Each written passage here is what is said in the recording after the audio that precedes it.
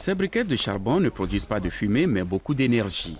Quand Tom Osborne a inventé ces briquettes, il était encore adolescent. Aujourd'hui, à 20 ans, il est entrepreneur social et étudiant en économie à Harvard. Le charbon Greenchet est fait à partir de déchets de canne à sucre. C'est bien meilleur pour la santé. C'est beaucoup plus économique et ça dure beaucoup plus longtemps. Donc, sur le long terme, les gens économisent de l'argent. À l'état brut, la canne à sucre est bon marché et abondante. Une fois le saccharose extrait, les déchets organiques sont en général abandonnés, alors qu'en fait, ils constituent une ressource précieuse et recyclable. Avant d'être transformée en briquettes, la canne à sucre doit être brûlée. Voici l'un des fours que nous utilisons pour fabriquer ce produit. Comme vous pouvez le voir, tout se passe localement à basse technologie. Pendant le processus, la majorité de la fumée et des émissions de particules sortent par cette cheminée.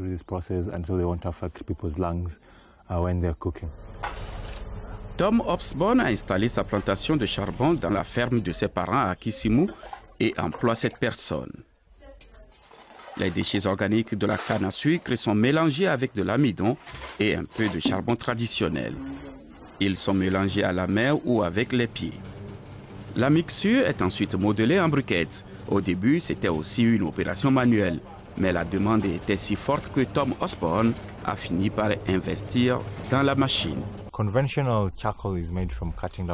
Le charbon classique est fait à partir d'arbres coupés, dans un four traditionnel très inefficace. Le résultat, c'est que pour chaque kilo de charbon, ce sont 5 kilos d'arbres qui sont perdus. Et comme le processus de production est inefficace, il y a beaucoup d'émissions de particules et de fumée.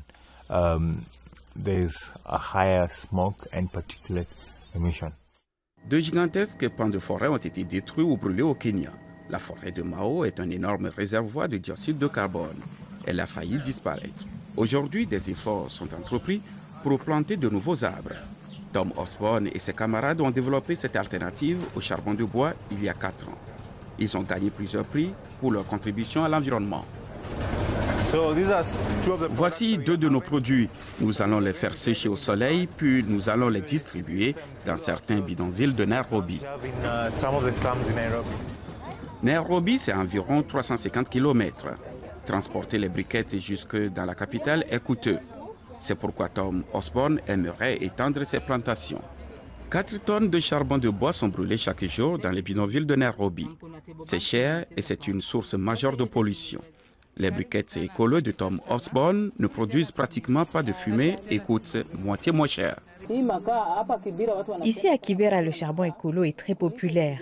Nombreuses sont les personnes qui n'ont pas assez d'argent pour le gaz. Ces briquettes sont vraiment une alternative intéressante. Et elles sont meilleures pour la santé. La fumée dégagée par le charbon de bois est mauvaise pour les poumons et très polluante. C'était impossible à supporter pour la mère de Tom Osborne. C'est sa souffrance qui l'a incité à réfléchir à des alternatives. J'ai eu une infection au poumon, mais après, quand Tom a commencé à fabriquer ses briquettes, plus rien. Depuis que je les utilise, mes problèmes ont disparu. Je lui suis très reconnaissante.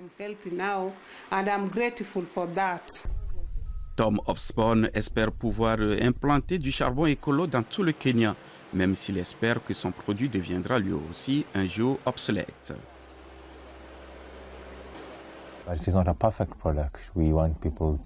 Ce n'est pas un produit parfait. Nous voulons que les gens délaissent la biomasse. En ce moment, nous essayons de trouver une nouvelle orientation.